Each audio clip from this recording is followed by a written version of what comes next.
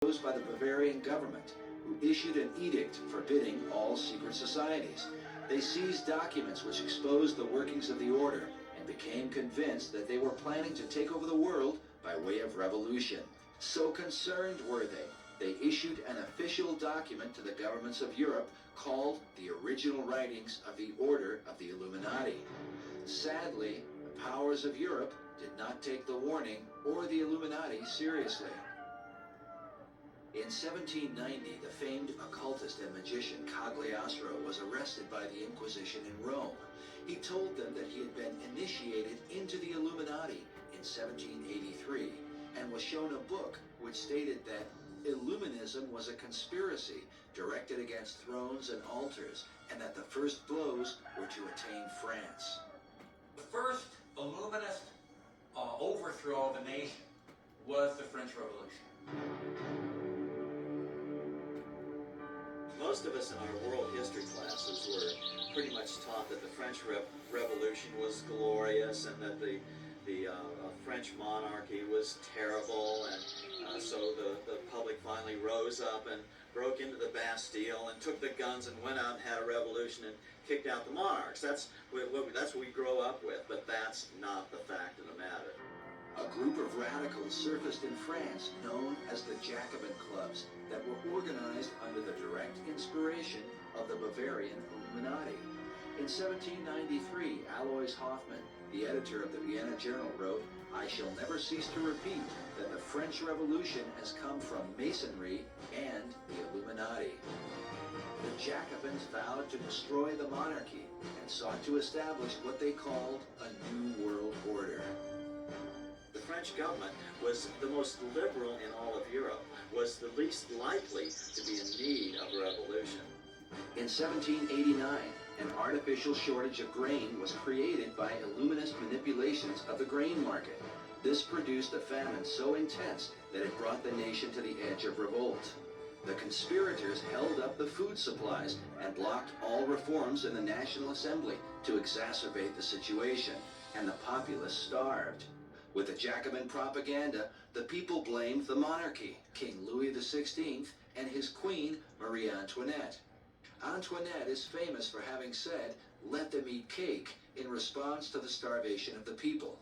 But modern research has exposed the phrase was set down earlier by philosopher Jean-Jacques Rousseau in 1766, while Marie Antoinette was only 10 years old.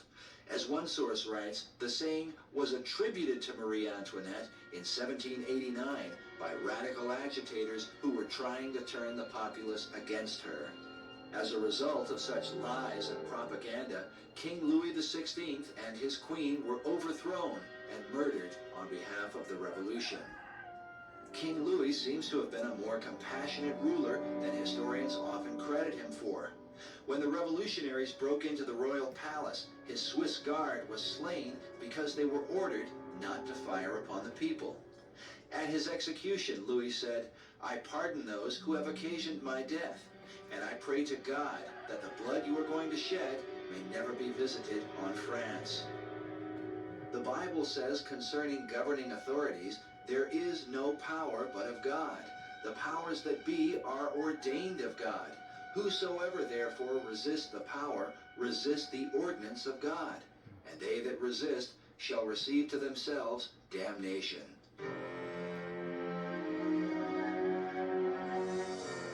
While pretending to fight for the rights of the people, the Jacobins with their satanic agenda became more bloody and tyrannical than most monarchies have ever been. Terror was rampant in the streets of Paris. The full horror of government by Satanism was being played out, complete with human butcherings and cannibalism. During the Reign of Terror, approximately 18,000 citizens were sent to the guillotine, and many more died in prison without being formally brought to trial. Adam Weishaupt sent his hand-picked representative into Paris, a man named Anacharsis Cloots. Cloots arrogantly claimed to be the orator of mankind and called himself the personal enemy of Jesus Christ.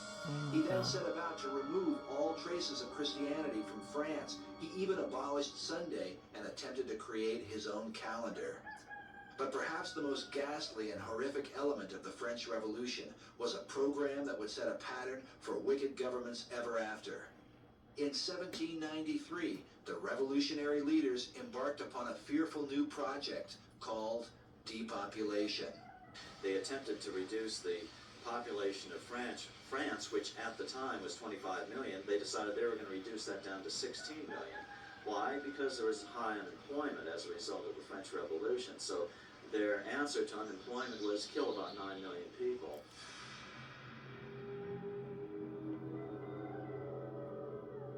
The Jacobins toiled over maps and selected in each region the number of citizens to be murdered. In Nantes, 500 children were killed in one butchery, and 144 poor women who sewed shirts for the army were thrown into the river. Stone quarries were a favorite site for mass extermination, and it was said that many quarry operators had to shut down due to the piles of bodies.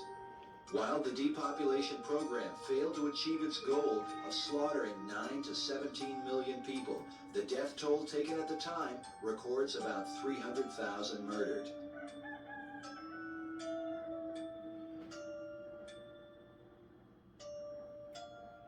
More than a century later, Adolf Hitler would refer to his Nazi movement as the exact counterpart of the French Revolution.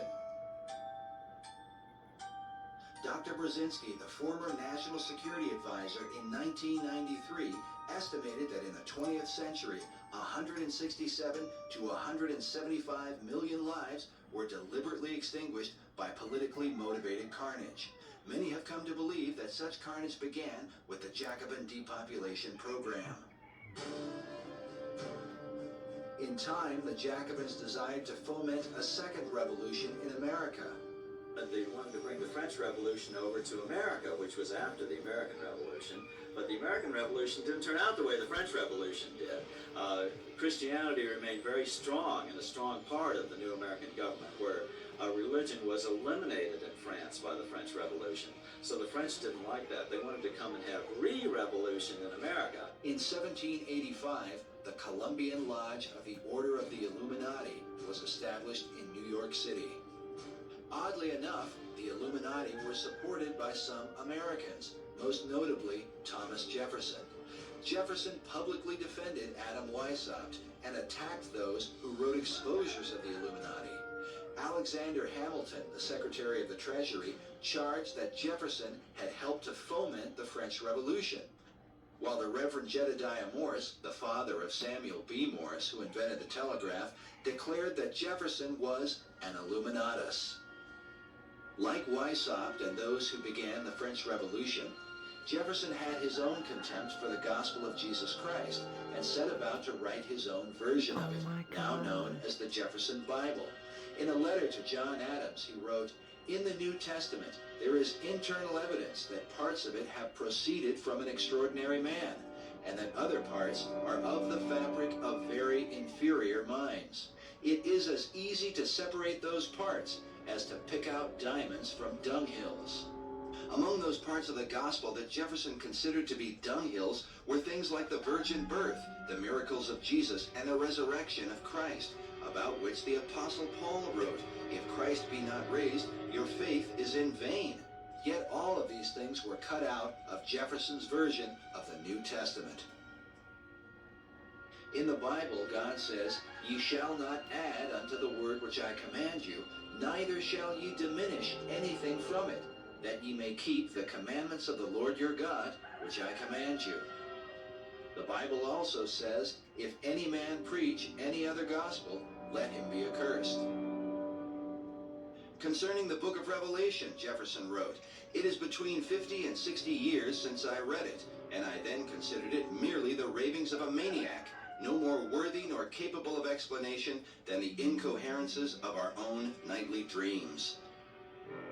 Jefferson's tombstone seems to best define his true faith, an Egyptian obelisk that he himself designed prior to his death.